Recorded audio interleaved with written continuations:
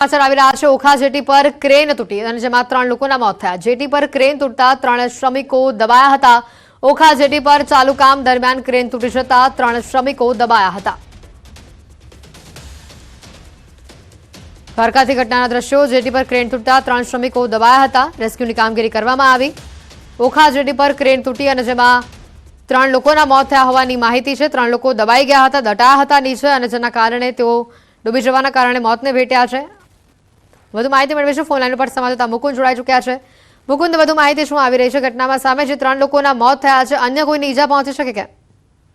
જી હેતવી, વાત કરવામાં આવે તો દ્વારકા નજીક ઓખા જેટી પર જે ક્રેનનો જે છે તે ક્રેન તૂટવાની ઘટનામાં જે મૃત્યુઆંક છે તે 3 પહોંચ્યો છે। ઓખા જેટી પર જે ચાલુ કામ હતું તે દરમિયાન આ જે ક્રેન તૂટવાની ઘટના બની હતી, જેમાં 3 શ્રમિકો જે દબાયા હતા, જેમાંથી 2ના મૃતદેહ તંત્ર દ્વારા બહાર નીકાળવામાં આવ્યા હતા। ત્યારબાદ શોધખોળ બાદ અન્ય જે એક વ્યક્તિ છે ફસાયેલો, તે વ્યક્તિનો પણ મૃતદેહ છે તે બહાર નીકળવામાં આવ્યો હતો અને હાલ જે આ તમામ 3 વ્યક્તિઓના મૃતદેહને નજીકની હોસ્પિટલમાં પીએમ અર્થે ખસેડવાની કામગીરી હાથ ધરી છે। જી બિલકુલ, આભાર મુકુંદ માહિતી બદલ।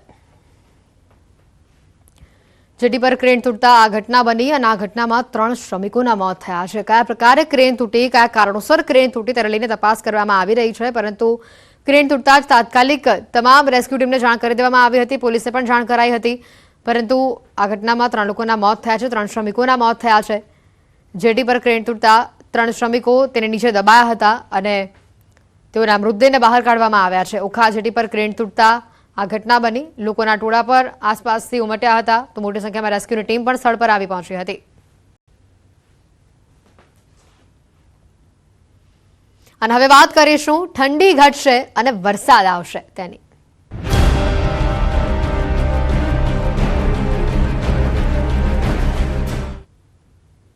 જગતના તાત માટે ફરી એક વખત માઠા સમાચાર છે। 21 જિલ્લા પર માવઠાનું મોટું જોખમ છે।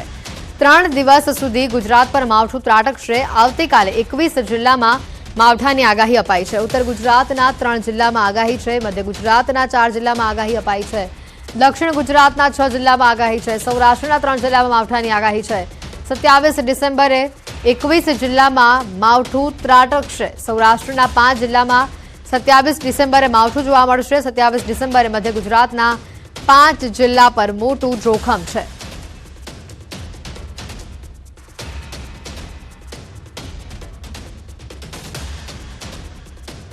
હવામાન વિભાગે માવઠાની આગાહી કરી છે। તારીખ 26 થી લઈને 28 ડિસેમ્બર સુધી ગુજરાતમાં માવઠાની શક્યતા વ્યક્ત કરી છે। ઉત્તર અને દક્ષિણ ગુજરાતમાં વરસાદ પડશે। સૌરાષ્ટ્ર કચ્છમાં વરસાદની આગાહી છે। કચ્છ સૌરાષ્ટ્રમાં થંડરસ્ટોર્મની આગાહી આપવામાં આવી છે। વરસાદની સાથે થંડરસ્ટોર્મની આગાહી અપાઈ છે। ગાજવીજ અને ભારે પવનની સાથે વરસાદની વકી છે। 30 થી 40 કિલોમીટર કલાકની ઝડપે પવન ફૂંકાશે।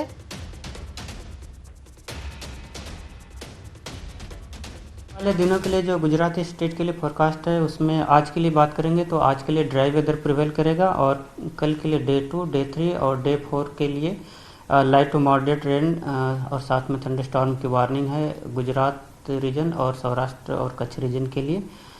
और डे 2 की बात करेंगे कल के लिए, तो कल के लिए लाइट टू मॉडरेट रेन साथ में थंडरस्टॉर्म की वार्निंग है। और डे 3 के लिए गुजरात और सौराष्ट्र और कच्छ रीजन के लिए लाइट टू मॉडरेट रेन साथ में थंडरस्टॉर्म और उसके साथ ही हेल स्टॉर्म की भी वार्निंग है।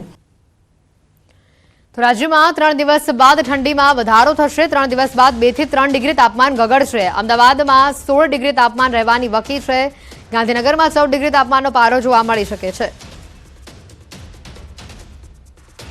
आने वाले 3 दिनों के लिए मिनिमम टेम्परेचर में बढ़ोतरी दर्ज होगी और जो बढ़ोतरी होगी वो 2 से 4 डिग्री सेल्सियस के आसपास रहने का पूर्वानुमान है। और 3 दिन के बाद फिर से मिनिमम टेम्परेचर में गिरावट दर्ज होगी और जो गिरावट होगी वो 2 से 3 डिग्री सेल्सियस के आसपास मिनिमम टेम्परेचर में गिरावट होने का पूर्वानुमान है। और मिनिमम टेम्परेचर अहमदाबाद के लिए बात करेंगे तो 16 डिग्री सेल्सियस का मिनिमम टेम्परेचर का फोरकास्ट है और गांधीनगर के लिए 14 डिग्री सेल्सियस का। और जो लैंड रीजन पे विंड आज प्रिवेल करेगी वो northerly to north easterly wind prevail करेगी। નર્મદાથી સમાચાર। ઝેરી બીજ ખાતા 11 જેટલા વિદ્યાર્થીની તબિયત બગડી હોવાની વિગતો આવી રહી છે। મહારાષ્ટ્રના મણિબેલી ગામની ઘટના છે। તાત્કાલિક સારવાર હેઠળ ગરુડેશ્વર આરોગ્ય કેન્દ્રમાં તેઓને ખસેડાયા છે. રિસેસની અંદર રમતા સમયે જંગલી ઝેરી બી ખાધા હોવાની માહિતી છે. બોટ એમ્બ્યુલન્સમાં તેઓને લવાયા છે. હાલ તબિયત સામાન્ય છે. 11થી વધુ બાળકોને આ ઝેરની અસર થઈ હોવાની સામે આવી છે. મહત્વનું છે કે સરદાર સરોવર નર્મદા બંધના ઉપરવાસમાં આવતા મહારાષ્ટ્રના 10થી વધુ ગામોનો વ્યવહાર નર્મદા જિલ્લાના કેવડિયા એકતાનગર સાથે છે.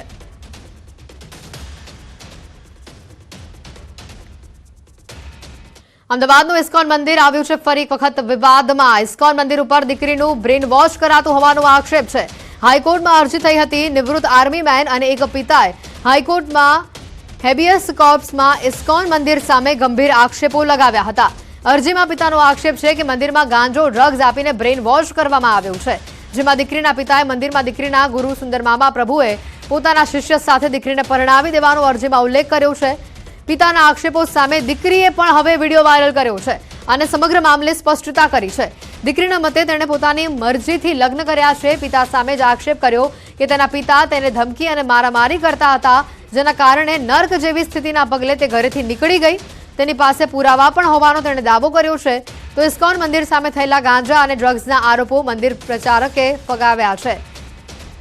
જાન્યુઆરી મહિનામાં વધુ સુનાવણી આ મામલે હાથ ધરાશે.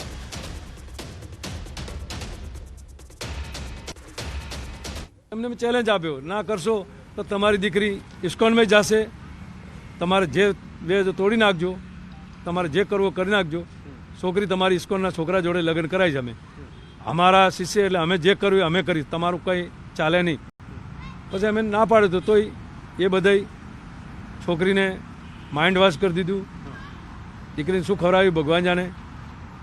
હા, એ બધું અત્યારે મારી દીકરી કોઈ દી જિંદગીમાં ના કોઈ દી નાચી, ના કોઈ દી શાકભાજી યા કોઈ માર્કેટમાં પણ મારી ફેમિલી કે મારા સભા કોઈ દી બહાર ગઈ નથી. પણ એ દીકરી અત્યારે મોટી મોટી પાર્ટીઓમાં લઈ જઈને નચાડે છે ને છોકરી બધી નાચે છે. એ મેં એના વિડીયો જોયા છે. આ બધા ડ્રગ્સ ને એવા દવાઈઓ લે છે, એમાં દીકરીઓને બધીને માઇન્ડ વોશ કરી ને ઇસ્કોનમાં નચાડવાનું. જ્યાં જ્યાં મોટી મોટી અમીર લોકોની પાર્ટી થાય ત્યાં દીકરીઓને બધે નાશ કરવાનું કામ કરે. सो मैंने अपनी मर्ज़ी से शादी की है और मैं बहुत ज़्यादा खुश हूँ इस शादी में.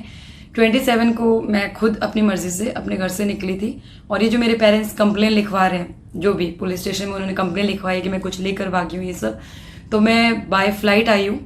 तो आप चाहो तो वहाँ पे चेकिंग में देख सकते हो कि मैं क्या क्या लेकर गई थी क्या नहीं. वहाँ पे ऑलरेडी सारा फुटेज वगैरह सब कुछ होगा, रिकॉर्डिंग वगैरह सब मिल जाएगी आपको आराम से. लेकिन मेरे पेरेंट्स अभी इस चीज़ को एक्सेप्ट नहीं कर पा रहे हैं और उसकी वजह से वो झूठी झूठी कंप्लेंट्स लिखवा रहे हैं ताकि कैसे भी करके हम लोगों को परेशान कर सके. और बहुत सारे ऑडियो मैसेजेस भी हैं मेरे पास, रिकॉर्डिंग्स हैं जो उन्होंने मुझे धमकी और ये सब दी हुई है. सो अगर आप चाहो तो मैं वो भी आपको भेज सकती हूँ. आप मैसेजेस देखोगे तो बिल्कुल धमकियाँ ही हैं उसमें कि तुम वापस आ जाओ वरना तुम्हारे साथ हम ये कर देंगे, तुम नहीं जानती हमारी पहुंच कहाँ तक है, ये सब चीज़ें, हम तुम्हें जिंदा जला देंगे, गोली से मार देंगे, पापा के पास बंदूक है. जून મહિનામાં એકચ્યુઅલી પોલીસ કમ્પ્લેન થઈ હતી એની. સો જે આક્ષેપો ઇસ્કોન મંદિર ઉપર લાગેલા છે તે બધા તથ્ય વિહોણા છે. એ ગોંધી રાખવામાં આવી છે કે એના કોઈ પૂજારી ઇન્વોલ્વ છે. ઇસ્કોન મંદિરનો કોઈ બી વ્યક્તિ આમાં ઇન્વોલ્વ છે નહીં.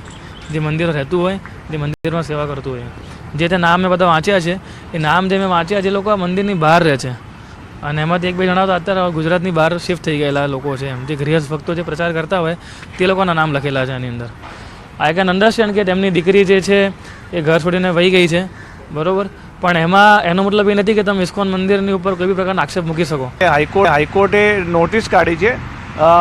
રિસ્પોન્ડન્ટ નંબર 4 જે ભગાડી ગયો છે, નિલેશ ગોસ્વામી કે જે છે તે નિલેશ કરીને છે તે, અને બાકીના જે છે તે, અને કોર્પસને નોટિસ કાઢી છે પોલીસ ઓથોરિટીની સાથે, સ્ટેટ ગવર્મેન્ટની સાથે.